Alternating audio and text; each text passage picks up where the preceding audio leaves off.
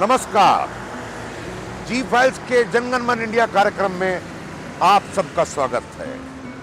हम आज यहां फरीदाबाद में खड़े हैं। फरीदाबाद बाबा शेख फरीद की बसाई हुई धरती है। लगभग 600 साल होने जा रहे हैं जब फरीदाबाद बसना शुरू हुआ था। इसके अलावा भी हरियाणा में जैसे ही दिल्ली से दाखिल होते हैं तो हरियाणा की भूमि महाभारत का रंग बताने लगती है। यहाँ की 10 लोकसभा सीट और विधानसभा सीटों पर जैसे जैसे ये कार्यक्रम हमारा चलेगा तो महाभारत की धरती के अलग अलग रंग आपको देखने को मिलेंगे। फरीदाबाद जब बसना शुरू हुआ था और एक औद्योगिक नगर की कल्पना की थी तो ये उम्मीद थे कि ये शहर उद्योग के जरिए हरियाणा का कायाकल्प कर देगा। लेकिन 2023 में जब 2024 का चुनाव मुंह बाए खड़ा है तो यहां का उद्योग चरमरा रहा है। जीएसटी की समस्याएं हैं, सेल टैक्स की समस्याएं हैं, इनकम टैक्स की समस्याएं हैं। ये तो व्यापारियों की बात है। लेकिन अगर इस शहर पे पूरे पे नजर डालेंगे आप, जो कि हम आपको अपनी वीडियो में दिखाएंगे भी,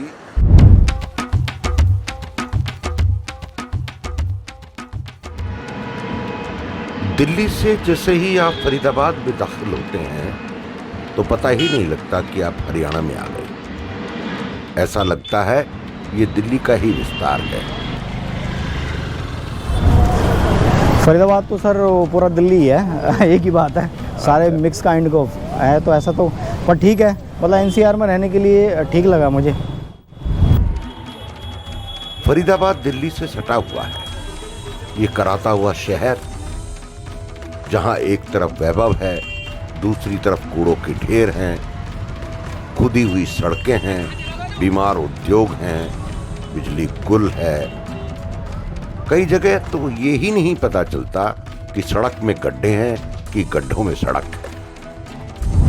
पुराना फरीदाबाद है, ओल्ड फरीदाबाद। यहाँ थोड़ा सा ट्रैफिक की प्रॉब्लम है, ड्रेनेज के इशू हैं और इस तरह के इशू हैं जो अभी मूल जो सुविधाएं हैं जिससे थोड़ा सा पुराना फरीदाबाद अभी जूझ रहा है। आपकी बात से मैं सहमत हूँ कि गंदगी है, लेकिन गंदगी प्रशासन के लोग, नगर निगम के लोग रोड पर कचरा नहीं फेंक के जा रहे हैं। हम और आप फेंक रहे कचरा, तो हमको सबसे पहले अपने आप को सुधारना होगा। मैं अपने घर में सफाई करता हूँ, वहाँ पर मैं कचरा लेकर डालूंगा तो मैं आपसे उम्मीद कैसे करूँ कि आप इसको साफ़ कर दीजिए। सबसे पहले तो मैं साफ़ करूँगा ना, तो मैं अपने घर को नहीं देख के अपने एरिया को भी देखूँ कि मैं यहाँ पर गंदगी तो नहीं कर रहा हूँ। तो प्रशासन भी उसमें हमारा सहयोग करेगा। प्रशासन अब अलग से नहीं आएगा, प्रशासन भी तो हम लोगों को आदेश करेगा। जो प्रशासन में जॉब कर रहा है उसको तभी तो आदेश करेगा पहले हम सफाई करें। देखो गंदगी है, ये हम ये तो कह सकते हैं कि अभी जिस तरह से स्मार्ट सिटी में आना चाहिए वो अभी नंबर नहीं मिला फरीदाबाद को। वो रीज़न है, वो पहले तो मैं अपने लोकल लोगों की बात करूँगा कि उन लोगों को ही ध्यान देना होगा इसके लिए, साफ़ सफाई के लिए। तो यहाँ चारों तरफ ट्रैफिक है। एक सड़ा हुआ रेलवे स्टेशन पुराना आपको देखने को मिलेगा जिसके जाने का रास्ता तक ठीक नहीं है। यहाँ बरसात होते ही सड़कों के गड्ढों में तालाब बनने शुरू हो जाते हैं। आम संसदीय चुनाव 2020 की राजनीतिक बिसात लगभग बिछ गई है। हरियाणा आम चुनाव बिल्कुल साफ तौर से जो घूमने के बाद नजर आया वो 2 हिस्सों में बटा हुआ है। एक है देश का संसदीय चुनाव, दूसरी तरफ हरियाणा विधानसभा का चुनाव। देश के चुनाव के लिए यहां के लोगों की, यानी कि हरियाणा विधानसभा चुनाव के लिए बिल्कुल अलग राय है। दिल्ली से सटी फरीदाबाद लोकसभा सीट राजनीतिक दृष्टि से बहुरंगी है। 2 जिलों में बटी 9 विधानसभा क्षेत्रों वाली इस लोकसभा सीट पर जातीय समीकरण हर बार हावी रहता है। इस चुनाव क्षेत्र में यानी कि फरीदाबाद में जाट लगभग 3,10,000 के करीब हैं, गुर्जर 2,95,000, शेड्यूल कास्ट 3,10,000, ब्राह्मण 2 लाख, मुस्लिम 2 लाख, पंजाबी 1,10,000, वैश्य 1,10,000, राजपूत 1 लाख और जो सबसे बड़ा और महत्वपूर्ण वोट वर्ग है वो है अन्य पिछड़ा वर्ग, वो करीब 3 लाख के करीब है। ये तो हुआ अब तक लोकसभा क्षेत्र के जातिगत गणित का हिस्सा। फरीदाबाद लोकसभा में 9 विधानसभा सीटें आती हैं और उसमें बोलबाला भारतीय जनता पार्टी का है। इस लोकसभा क्षेत्र में लगभग जो क्षेत्र आते हैं विधानसभा के, उनमें तिगांव है, फरीदाबाद है, बल्लभगढ़ है, पृथला, बड़कल, NIT, पलवल, होडल और हथीन शामिल हैं। हथीन से प्रवीण डागर हैं जो कि भारतीय जनता पार्टी के विधायक हैं। होडल जो कि रिजर्व सीट है, जगदीश नायर हैं, बीजेपी के हैं। पलवल से दीपक मंगला हैं, भारतीय जनता पार्टी के। पृथला से नयनपाल रावत हैं जो कि आजाद उम्मीदवार हैं। और फरीदाबाद से अकेले कांग्रेस पार्टी के उम्मीदवार, जिसको फरीदाबाद NIT भी कहते हैं, नीरज शर्मा हैं। बड़कल से सीमा त्रिखा हैं जो कि बीजेपी की विधायिका हैं। और बल्लभगढ़ से मूलचंद शर्मा, फरीदाबाद से नरेंद्र गुप्ता, तिगांव से राजेश नागर, ये सभी बीजेपी के विधायक हैं। आइए नजर दौड़ाते हैं अब तक फरीदाबाद में कौन कौन लोकसभा चुनाव जीते हैं। 1977 में धर्मवीर वशिष्ठ, भारतीय लोक पार्टी। 1980 में तैयब हुसैन, 1984 में रहीम खान, 1989 में भजन लाल, 1991 में अवतार सिंह भड़ाना, 1996 में रामचंद्र बैंदा, 1998 में भी रामचंद्र बैंदा और 1999 में भी रामचंद्र बैंदा। 2004 से 2009 तक अवतार सिंह भड़ाना यहाँ से सांसद रहे और 2014 में भारतीय जनता पार्टी के कृष्णपाल गुर्जर ने यहाँ झंडा गाड़ा। और यही नहीं, 2019 में भी फरीदाबाद से उन्होंने यहाँ अभूतपूर्व जीत दर्ज की। फरीदाबाद लोकसभा क्षेत्र में कुल मतदाता लगभग 19,60,353 के करीब हैं, जिनमें पुरुष मतदाता 10,89,569 और महिला मतदाता 8,89,280 है। तो फरीदाबाद की राजनीति फिर वही जातिगत मुद्दों पर आकर के खड़ी हो जाती है। कहीं लुहार है, कहीं लुनार है, कहीं गुजर है, कहीं बनिया है, कहीं जाट है। इस तरह का सारा जातिगत माहौल है।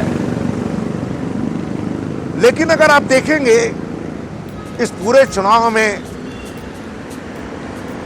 जो यहाँ के सांसद हैं कृष्णपाल गुर्जर जी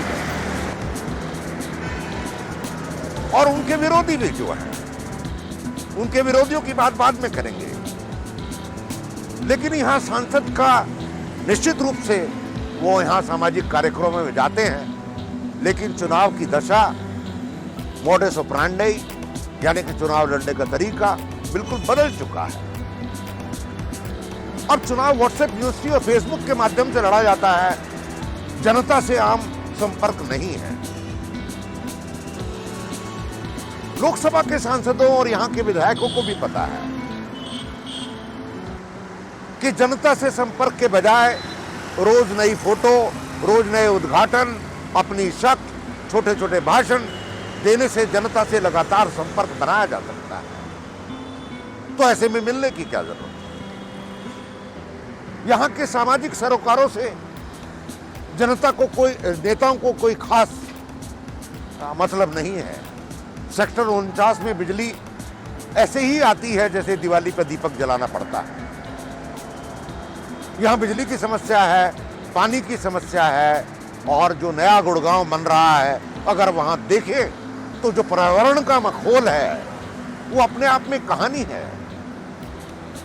जमुना के खादर पे बसते हुए जो ये नगर है, एक नदी का जो पर्यावरण है उसको दूषित करता हुआ, उसका मखौल उड़ाता हुआ ये शहर है। 2024 में आप क्या सोच के वोट देंगे? क्या कृष्णपाल गुर्जर के काम करने पे वोट देंगे या नैरेटिव पे वोट देंगे? होगा वही। सांसद को भी पता है कि आपके काम करना उसके लिए महत्वपूर्ण नहीं है। उसकी राजनीति के द्वारा और उसके राजनीतिक दल के द्वारा जो नैरेटिव बनाया गया है वो ज्यादा महत्वपूर्ण है। और वो नैरेटिव चलेगा फेसबुक पर, वो नैरेटिव चलेगा व्हाट्सएप पर। और उस नैरेटिव में आप बह जाएंगे। यही फरीदाबाद लोकसभा की त्रासदी होनी है। अब विपक्षी दल पर आते हैं। यहाँ के फरीदाबाद के विपक्षी दल निश्चित रूप से कांग्रेस पार्टी है, लेकिन यहाँ आप, जजपा, दुष्यंत चौटाला की पार्टी ने भी सर उठाना शुरू किया हुआ है। लेकिन अगर आप इसको देखेंगे तो लोकसभा की जो सीट कांग्रेस पार्टी के नेता यहाँ लेकर के आते हैं वो अनेकों दल में है और दल में है।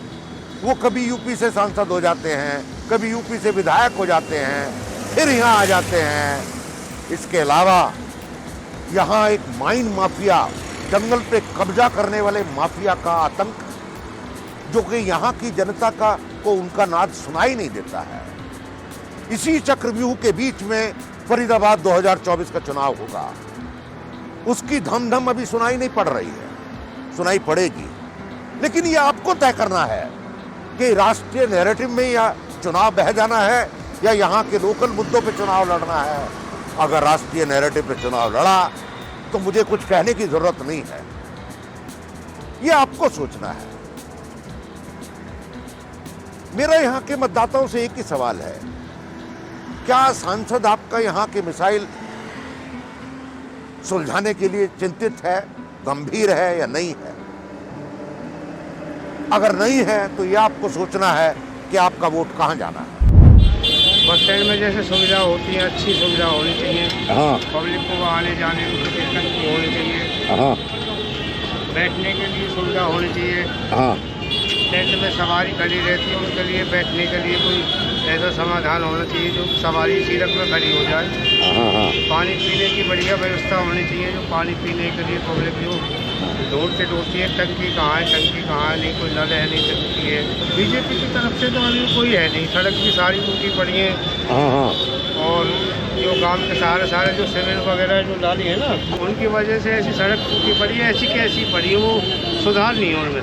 इनके काम के जब पोल खुल जाए, जब बारिश हो जी, जहाँ बैठे ना जी, यहाँ तक पानी हो, यहाँ भी। अच्छा। सरकार हमेशा इसे पिछड़ा एरिया छोड़ देती है और हमेशा से अनदेखी करती आई और आज भी कर रही है। पल का आज भी बुरा हाल है और इससे 10 साल पहले से जो हाल था, और हमें लग रहा है इससे मेवात भी आगे निकल गया है, पलवल आज भी पीछे।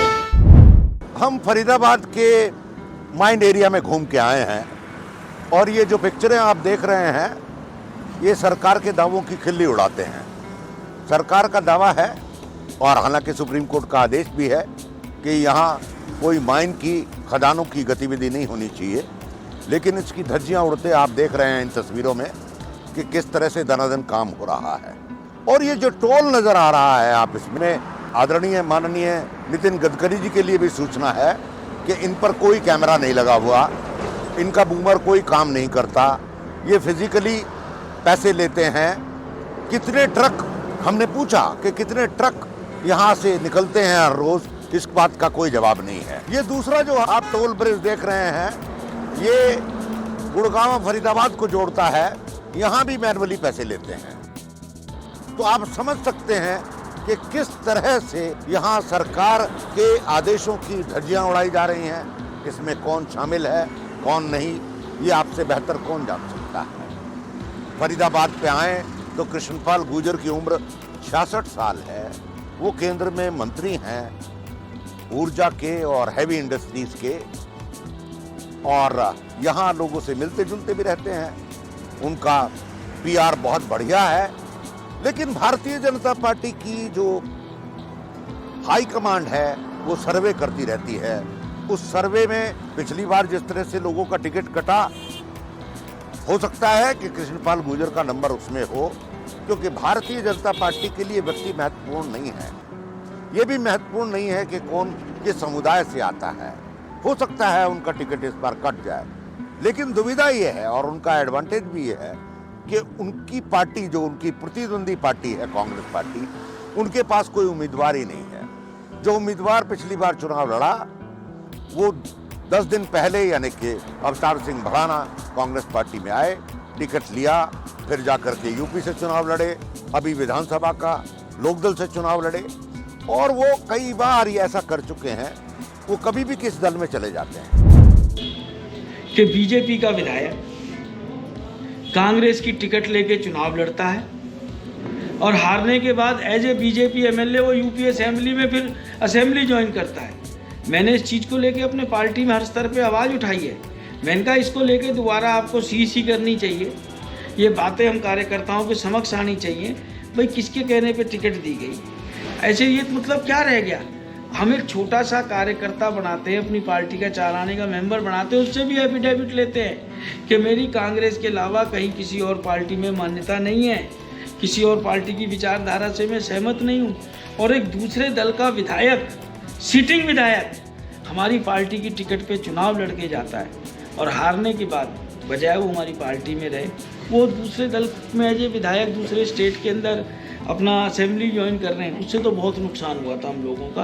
और आगे पार्टी इतना बड़ा मुझे नहीं लगता हम कार्यकर्ताओं के साथ कुछ ऐसा करेगी कि जिससे पार्टी को और ज़्यादा नीचा देखना पड़े।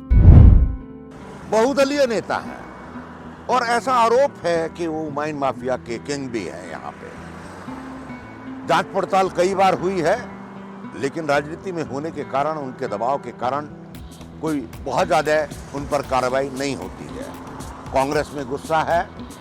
जहाँ यहाँ के स्थानीय नेता हैं वो बताते हैं कि हम खुद पीड़ित हैं कांग्रेस पार्टी के इस निर्णय से। तो आने वाले दिनों में, हालांकि हमने कृष्णपाल गुर्जर के जो पीआर हैं, पब्लिक रिलेशन मैनेजर हैं, आजकल सब एमपीओ के पब्लिक रिलेशन मैनेजर हैं, उनके पास चिट्ठी भी भेजी।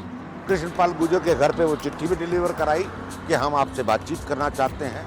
अभी तक उनका कोई संदेश हमारे पास नहीं आया है, लेकिन जब भी वो बातचीत करना चाहेंगे, अभी 11 मार्च 2024 बहुत दूर है, हम उनकी बात को इस वीडियो में जरूर शामिल करेंगे। लेकिन आप देखिए, फरीदाबाद का चुनाव बड़ा रोमांचक हो जाएगा अगर कृष्णपाल गुर्जर की टिकट कट जाए और अवतार सिंह भड़ाना को टिकट नहीं मिले, तो दो नए चेहरे फरीदाबाद की जनता के सामने होंगे और उन चेहरों का चुनाव करना फरीदाबाद की जनता का काम होगा कि किसको वो अपने मुफीद मानते हैं, किसको अपना मसीहा बनाना चाहते हैं, कौन उनके गंदगी को साफ करेगा, कौन के ट्रैफिक को साफ करेगा, स्थानीय मुद्दों पे बात करेगा।